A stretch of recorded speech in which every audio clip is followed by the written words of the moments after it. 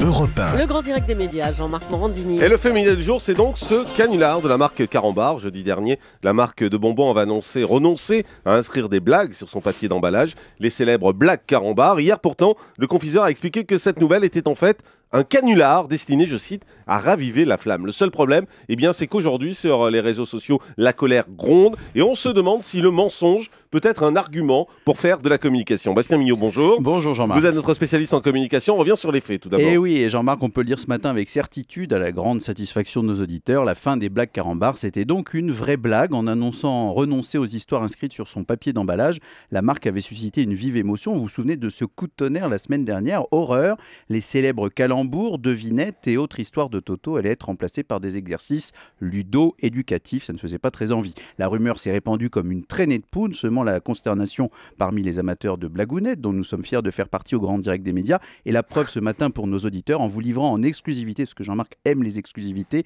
les deux blagues préférées de Jean-Marc Morandini avec l'aide de Julie. Alors Julie, quel est le comble pour un électricien? Oh là là. Ne pas être au Faire courant, des évidemment. Ah, ne pas être. Forcément. Et la deuxième blague de Jean-Marc, qu'est-ce qu'une catapulte à salade? Une catapulte à salade. Ta salade. Un lance-roquette. Oh là là. Mon Dieu. Eh oui, bon, on va s'arrêter là. Ouais, De je même, pense. Pince-Mie et Pince-Moi allaient donc devoir abandonner les sports nautiques à tout jamais. La pilule, ou plutôt le bonbon, était dur à avaler pour les éternels écoliers que nous sommes. Et voilà, tout ça était une blague. Et la marque, avec un sens aigu du teasing, a annoncé sur son site internet que cette information était en fait la plus grande blague de l'année. Carambar en dévoile les coulisses dans une vidéo qui est intéressante à regarder. Une pub pour faire comme si c'était vrai, des blagues qui n'en sont pas, un kit presse pour que les journalistes en parlent. Carambar reconnaît avoir croisé les doigts pour que ça marche et évidemment se félicite de son bon coup. Alors, il faut dire que l'annonce de la fin des blagues Carambar a eu un retentissement énorme. Ah oui, ça côté buzz dès le début, Jean-Marc, c'est clair que la marque a pleinement réussi son coup. Jugez plutôt sur Twitter, entre jeudi et hier, le nombre d'articles consacrés à cette affaire, que d'aucuns jugeraient anecdotique et quasiment incalculable quant au nombre de tweets. Johnny et Véronique Jeunesse, nos héros récurrents de la chronique, peuvent aller se rhabiller, le caramel collant les bat largement. Une mobilisation sans pareil qu'on a vu partout, les réseaux sociaux étaient investis, des pages Facebook dédiées, vous savez que Facebook est à la mode en ce moment pour communiquer,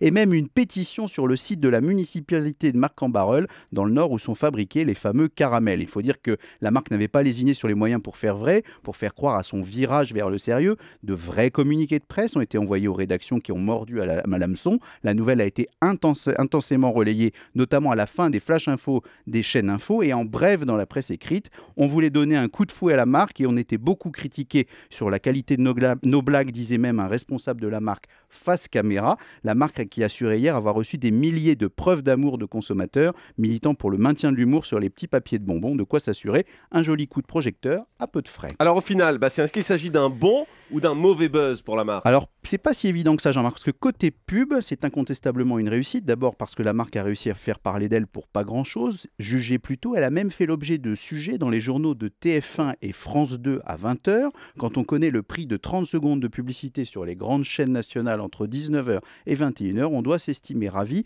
du côté de la direction de la communication de Carambar. Mais attention au revers de la médaille, parce que cette marque n'est pas n'importe quelle marque. Elle véhicule des émotions, une certaine nostalgie. Elle accompagne les Français depuis tant d'années. Elle fait appel à nos souvenirs de cours d'école, de centimes glanés dans le portefeuille de nos parents, de leur place sous le comptoir de l'épicier. Bref, c'est une marque qui véhicule des valeurs positives. Et là, les consommateurs, on le voit sur les réseaux sociaux, sont nombreux à s'être sentis dupés, trompés, à ne pas avoir même compris l'objet de cette blague, d'où, on va dire, un certain énervement palpable après justement cette phase de buzz et cette mobilisation intensive. En plus, de troisième élément, la pub à bon prix risque de ne pas plaire aux journalistes qui, à l'image de l'AFP, se sont fait avoir par un canular. Coup de téléphone, dossier de presse à la pluie, la nouvelle avait été relayée partout, mais il s'agissait évidemment d'un vaste coup publicitaire, et pour le coup, Carambar aurait pu pour le même prix faire durer le plaisir jusqu'au 1er avril avant de dévoiler la supercherie. Ils auraient fait coup double. Les bons coups, Jean-Marc, on le sait, on ne les fait qu'une fois, et en faisant confondre parfois publicité et information, ce canular pourrait coller longtemps au basque de Carambar, même si on le sait, avec l'humour, tout passe. Merci beaucoup, Bastien Millot.